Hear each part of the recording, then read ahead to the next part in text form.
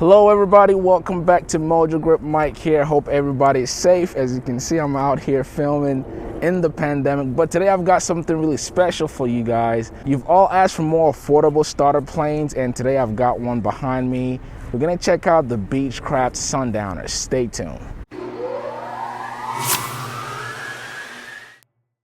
As you've all requested, you've asked to see more affordable airplanes on the channel, and this is one of those airplanes that doesn't get talked about a lot because, well, you've got the Pipers, you've got the Cessnas, and no one thinks of Beechcraft as a trainer aircraft. But once upon a time, Beechcraft used to be in the training market, and this is one of those planes that Beechcraft built for the starter pilot. So what we have here is a 1971 Beechcraft Sundowner.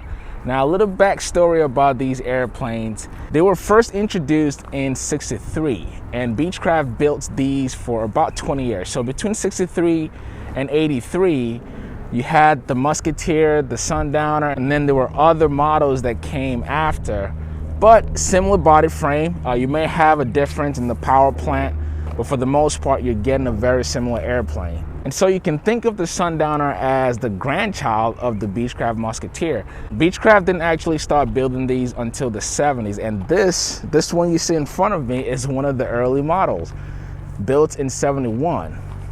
And it's a very neat airplane.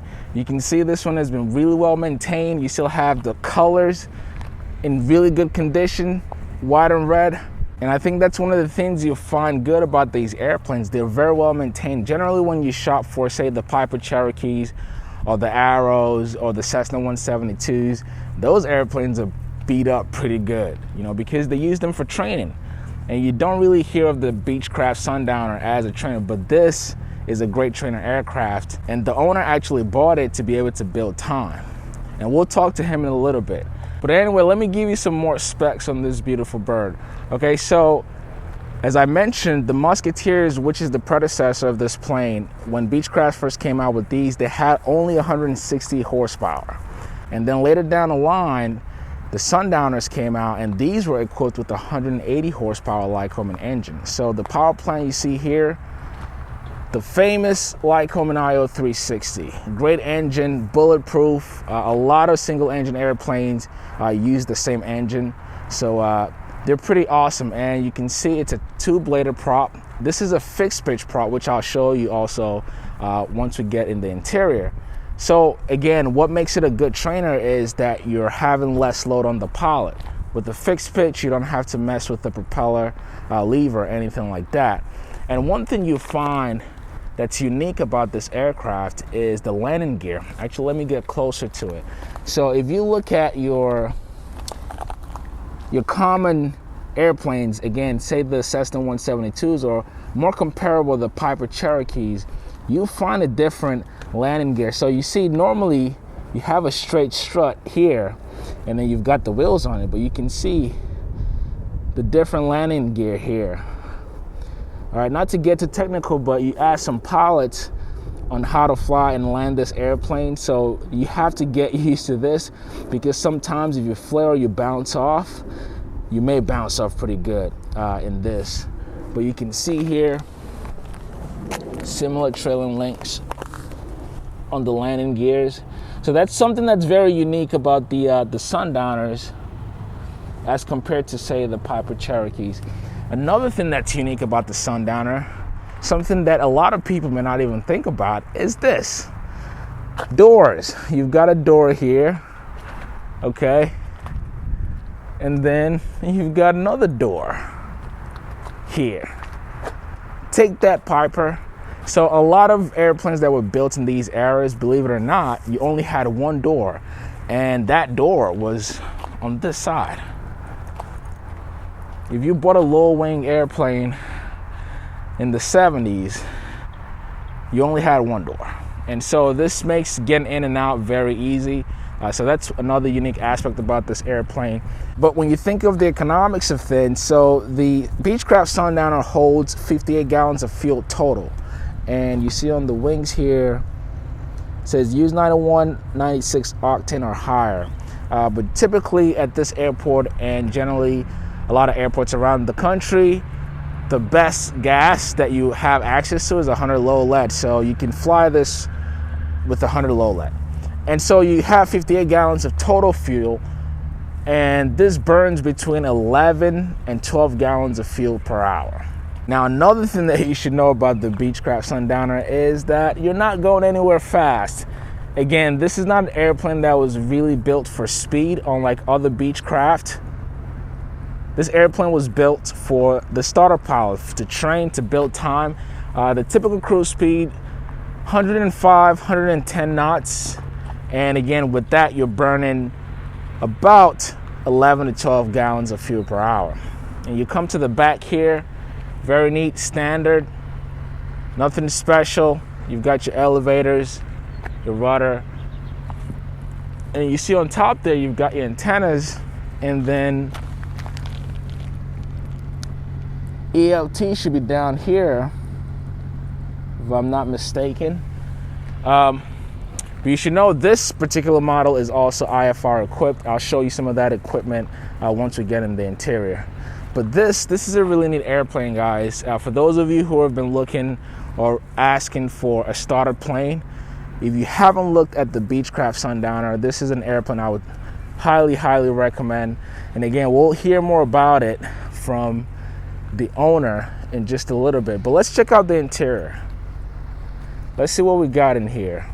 So you come to this side, you've got the baggage door, and to get in, you basically have a step up. Get your feet on there, you've got a handle here, pull yourself up, and again, very neat, you've got a door on the driver's side, or the pilot side, and here is the interior of this 1971 Sundowner. Very neat, nothing special. Let's start here actually. In the cockpit, like many other airplanes built by traditional manufacturers, you've got the yoke. So yoke here. And one cool thing actually that I always thought was cool with Beechcraft and maybe some Moonies, they always have the white colored yoke. But this is really neat.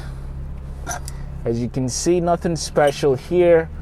You do have some glass, but most of the instrument in here is your traditional standard analog screens, okay? And that's what you'll find in many older airplanes. Now, if you were to upgrade, which again will depend on your pockets, generally when you upgrade the panels for these planes, you're not gonna get the value back in terms of if you wanted to resell the airplane. So if you wanted to upgrade this entire panel, you maybe spend another $30,000, $40,000. That's almost the worth of the entire plane. But as you can see here, you've got your standard steam gauges, but you've also got a Garmin G5, which is a great backup, as you may already know. And in airplanes like this, you may actually use them as your primary flight display or flight unit to fly the airplane. I mentioned earlier that you've got IFR equipment in here, right there. The Garmin GNS 430. You've got your radios there. You can see these are pretty old, but they're functional. They work, and in some ways, you almost like the look and finish of older gauges or older panels and radios, because I like the scroll, for example, with these. These are really nice. And you come down here. You see your circuit breakers over there. Something I thought was neat about this airplane, there's not a ton of circuit breakers here, but those control your electric unit. And you come to the middle console here, you've got your throttle lever and you've got your mixture. So again, as I mentioned earlier, this airplane is a fixed pitch prop, or has a fixed pitch prop, so you don't have a lever for the propeller, which is good. Again, for the pilot, you don't need to have to control your RPMs and things like that. And then you come down below, you see you've got USB ports there. That's great to charge your devices and things like that. Your fuel tank selector is down here. And then here you've got this handle, which is for your flaps. So you can control your flaps with that. You see the legroom in here. So as I always reviewed with airplanes, Actually, let me get in here and show you. There's a lot of leg room in here, and you see a scrolling trail here, which is good. Depending on your size, you can always pull up or pull back. And back here, you've got 2 more seats, or seats for 2 more people. And then in the back for your luggage there. And the pilot, actually, one of the owners for this airplane, 6 feet tall. I'm only 5'10". As a matter of fact, let me get in right now, so I'll show you how comfortable or easy this thing is. So guys, I'm sitting in the plane now. Say hello to George. He's the owner of the airplane. He's 6 feet tall. I'm only 5'10", and if you can see our legs here, I'm actually I'm pulled way back, so I have more than enough leg room. And then on your end, you have to pull all the way back to fly this? No, actually, this is way more room than I actually need. I'm actually way up here. Okay, there you go. And same with me. If I was flying this airplane, I'd have to pull up. Plenty of room. Pull my seat up. So there's a lot of room in here, and also see while we're both sitting in here, you can see our arm.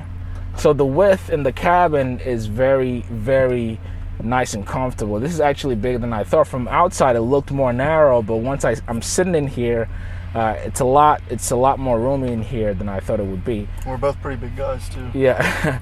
So if you look, and then obviously again the back seats, you've got room back there for 2 more people. Obviously, that would depend on how much fuel you're carrying. You can carry 1 or 2 more people if you need to. Guys, as you know, these airplanes, older, even newer airplanes, except maybe you're flying a Cirrus, you don't have an AC unit, so you've got to depend on your vent on hot days. And you've got one here, which you can twist. Can you twist this? Yep. Okay, cool. You twist to close and open. So one there, one on the passenger side, and then you've got 2 more on the roof here, the roof line here. So these are for the passengers. Oops, let me take my hands off. All right. Where is it? There you go. So you've got 2 more in the back for your passengers. So on a hot day, you want to prop that open so air can get in back there. Okay guys, I'm sitting back here now in the passenger seat, and I can tell you, again, it's just as roomy. Actually, let me change my camera angle so you guys can see. And I wanted to show you this up front also. See, George is still sitting up front, and this is how far he usually pulls the seat up or back when he's flying. And so if he's flying and I'm back here, you can see the seats are pulled up just about the same width here. And if I was in the back, this is actually pretty comfortable. Again, I'm 5'10", and I'm not the tallest person in the world, but still, I think someone even taller than me will be able to sit back here comfortably. You see with the legroom here, I still have maybe 3 to 4 inches before I'm touching the seats. Now, my knees are raised up pretty good, but I'm comfortable, and I'm not even sitting all the way back in yet. So let me show you here. Here we are back here, guys. You can see very comfortable, lots of headroom, okay, and my leg room still.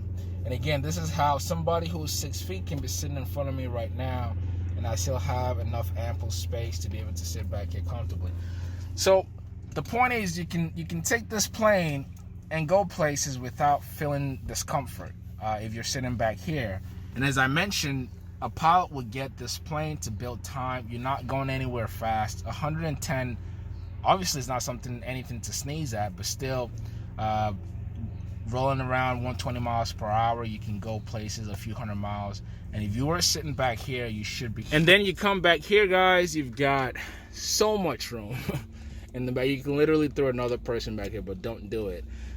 So you've got your baggage that you can put back here, so you can load this thing up pretty good. And Beechcraft is well known for this also. You've got space up there, but look how deep this goes. Okay, very neat. And guess what? If you see here, it says it right on the door, up to 270 pounds of baggage you can put back here. So, and that's why I say you can literally throw somebody else back there. But you've got enough room. Again, depending on how much fuel you put in the airplane and how far you need to go, you may need to play around with your space.